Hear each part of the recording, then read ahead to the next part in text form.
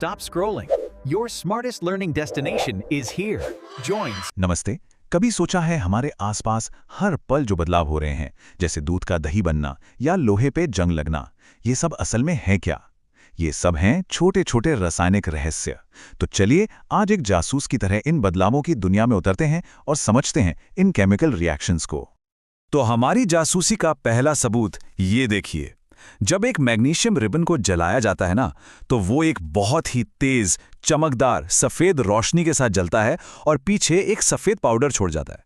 देखने में तो ये किसी जादू जैसा लगता है ना, पर विज्ञान में इसी को हम केमिकल रिएक्शन कहते हैं। लेकिन सवाल ये है कि आखिर यहां हुआ क्या?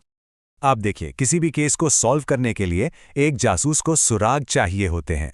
तो हमारा भी सबसे बड़ा सवाल यही है, हम पहचानेंगे कैसे कि कोई केमिकल रिएक्शन हुआ भी है या नहीं? क्या हैं इसके संकेत, इसके लक्षण क्या हैं? इस पूरी पड़ताल में हम 5 कदम उठाएंगे। सबसे पहले सुरागों को पहचानना सीखेंगे, फिर केमिस्ट्री की भाषा को समझेंगे, उसके बाद रिएक्शंस के अलग अलग पैटर्न को पहचानेंगे, उनके पीछे का छिपा हुआ मकसद जानेंगे और आखिर में देखेंगे कि ये सब हमारी रोज की जिंदगी से कैसे जुड़ा है। ठीक है, तो अपनी जासूसी का पहला फेज शुरू करते हैं। हम उन पक्के सबूतों पर फोकस करेंगे जो चिल्ला चिल्ला कर कहते हैं कि हाँ, यहाँ एक केमिकल रिएक्शन हुआ है। एक केमिकल जासूस होने के नाते हमें इन 4 मेन सुरागों पर नजर रखनी है।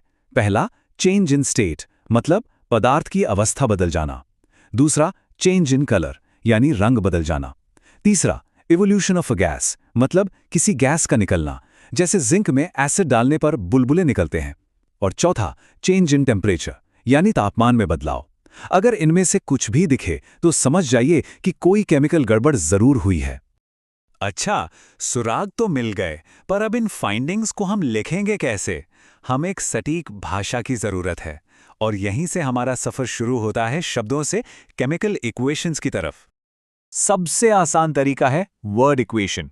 जो हमारा पहला सबूत था मैग्नीशियम रिबन वाला, उसे हम ऐसे लिखेंगे: मैग्नीशियम प्लस ऑक्सीजन, जो चीजें रिएक्ट कर रही हैं वो है रिएक्टेंट्स, और जो नई चीज बन रही है वो है प्रोडक्ट। सिंपल है ना? पर साइंटिस्ट्स को ना चीजें बिल्कुल सटीक पसंद है, तो हम सिंबल और फॉर्मूला का इस्तेमाल करते हैं, जिससे हमें मिलता है एक स्केलेटल इक्वेशन, जैसे लोहे और भाप का reaction Fe plus H2O to Fe3O4 plus H2। पर यहां एक बहुत बड़ी प्रॉब्लम है। ये इक्वेशन एक बहुत जरूरी नियम, law of conservation of mass को तोड़ रहा है। वो नियम कहता है कि मैटर को ना तो बनाया जा सकता है, ना ही मिटाया जा सकता है।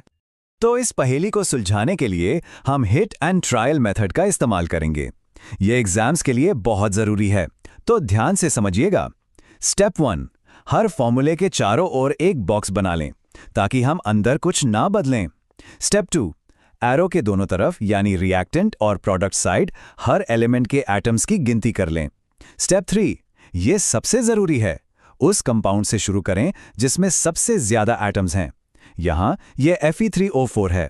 इसमें ऑक्सीजन के 4 एटम हैं, तो हम बाईं तरफ H2O के आगे 4 लगा देते हैं। स्टेप 4, अब हाइड्रोजन को बैलेंस करते हैं। बाईं तरफ 4H2O का मतलब 8 हाइड्रोजन एटम हो गए, तो हम दाईं तरफ H2 के आगे 4 लगा देंगे। और आखिर में स्टेप 5, लोहे यानी Fe को बैलेंस करते हैं। दाईं ओर 3 Fe हैं, तो हम बाईं ओर Fe के आगे 3 लगा देंगे। और लीजिए, हो गया। ये है हमारा final balanced equation, 3Fe plus 4H2O to Fe3O4 plus 4H2। अब आप गिनती करके देख सकते हैं, दोनों तरफ आयरन, हाइड्रोजन और ऑक्सीजन के एटम्स की संख्या बराबर है।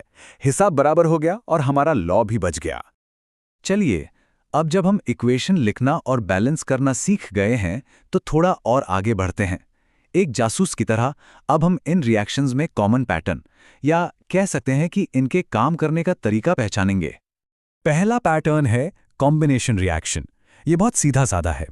जब 2 या 2 से ज्यादा रिएक्टेंट, मान लीजिए A और B, आपस में जुड़कर एक सिंगल नया प्रोडक्ट AB बनाते हैं, बस याद रखिए 2 मिलके 1 हो जाते हैं। इसका एक क्लासिक उदाहरण है जब हम बिना बुझे चूने में पानी मिलाते हैं। ये दोनों मिलकर बुझा हुआ चूना बनाते हैं। इस तस्वीर में जो बीकर है, अगर उसे छुएंगे तो वो बहुत गर्म महसूस होगा। ऐसा इसलिए है क्योंकि इस रिएक्शन में बहुत सारी हीट निकलती है, और ऐसी रिएक्शंस को हम एक्सोथर्मिक रिएक्शन भी कहते हैं। अगला पैटर्न कॉम्बिनेशन का ठीक उल्टा है। Decomposition reaction. इसमें एक सिंगल कंपाउंड AB एनर्जी लेकर दो या दो से ज्यादा सिंपल चीजों A और B में टूट जाता है। मतलब यहां एक टूटकर अनेक बन जाता है। इसका एक बेहतरीन उदाहरण है पानी का इलेक्ट्रोलिसिस। इस डायग्राम में साफ दिख रहा है कि जब पानी से बिजली पास की जाती है तो वो इलेक्ट्रिकल एनर्जी पानी यानी H2O को उसके असली हिस्सों हाइड्रोजन गैस और ऑक्सीजन गैस में तोड़ देती है। हमारा तीसरा पैटर्न है डिस्प्लेसमेंट रिएक्शन। यहां पे एक ज्यादा रिएक्टिव यानी ज्यादा ताकतवर एलिमेंट A आता है और एक कंपाउंड BC में से कमजोर एलिमेंट B को उसकी जगह से हटा देता है। ये पूरा का पूरा खेल रिएक्टिविटी का है। जो ज्यादा ताकतवर है वो जीत जाता है। ये तस्वीरें पूरी कहानी खुद बता रही हैं।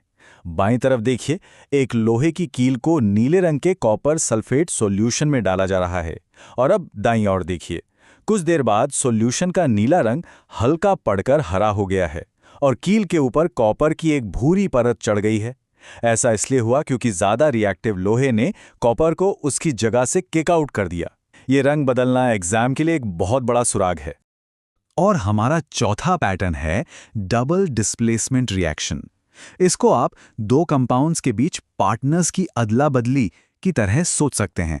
यहां पर आयॉन्स का एक्सचेंज होता है और अक्सर एक ऐसा सॉलिड बनता है जो पानी में घुलता नहीं। इसे हम प्रेसिपिटेट कहते हैं। यहां देखिए, जैसे ही सोडियम सल्फेट और बेरियम क्लोराइड के सॉल्यूशंस को मिलाया गया, फौरन बेरियम सल्फेट का एक सफेद न घुलने वाला सॉलिड बन गया। यही सफेद पदार्थ प्रेसिपिटेट है, जो इस रिएक्शन का पक्का सबूत है। डबल डिस्प्लेसमेंट का ये एक परफेक्ट एग्जाम्पल है। अब हम अपनी जासूसी में थोड़ा और गहराई में उतरते हैं। कई रिएक्शंस के पीछे एक छिपा हुआ मोटिव होता है, ऑक्सीजन या हाइड्रोजन का ट्रांसफर। इसी को हम ऑक्सीडेशन और रिडक्शन कहते हैं। चलिए एक उदाहरण से समझते हैं। जब कॉपर ऑक्साइड CuO को हाइड्रोजन H2 के साथ गर्म किया जाता है तो CuO से ऑक्सीजन हट जाता है, यानी उसका रिडक्शन होकर वो कॉपर Cu बन जाता है। ठीक उसी समय हाइड्रोजन H2 उस ऑक्सीजन को ले लेता है, यानी उसका ऑक्सीडेशन होकर वो पानी H2O बन जाता है।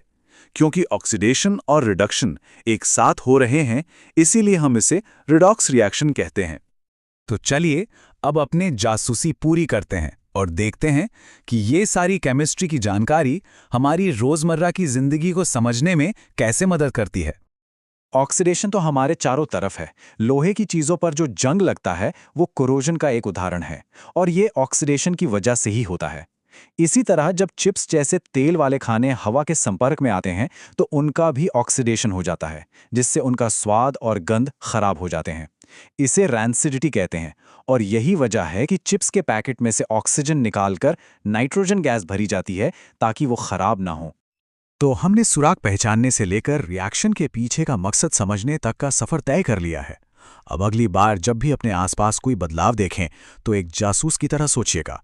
देखना यह है कि इस नई जानकारी से आप अपनी दुनिया का अगला कौन सा रासायनिक रहस्य सुलझाते हैं।